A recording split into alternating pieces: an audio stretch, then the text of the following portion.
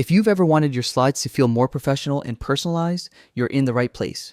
Today, you'll learn exactly how to design your own custom buttons and icons using Google Slides. No extra software, no design background needed. Start by opening Google Slides in your browser and sign in with your Google account. Once you're on the homepage, choose either a blank presentation or a template. A blank slide gives you the most freedom, but either option works depending on your project.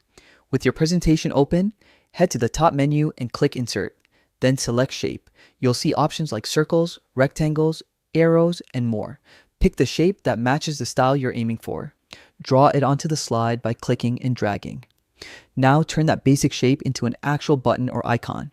Click inside the shape and type your label or symbol.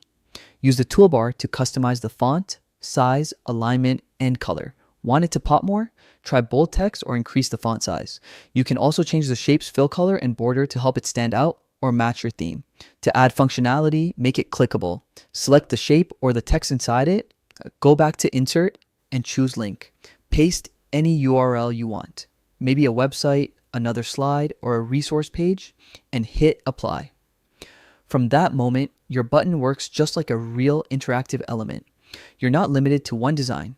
Experiment with different shapes, color combinations, and fonts to create a whole set of cohesive icons or navigation buttons. Once you've made one you like, duplicate it and adjust the text to keep everything consistent and fast to build, and that's all it takes. In just a few minutes, you can upgrade any presentation with custom-made buttons and icons that look intentional and polished. If you found this helpful and want more quick design tricks for 2025, stick around for future tutorials and let me know what you want to learn next. Thanks for watching.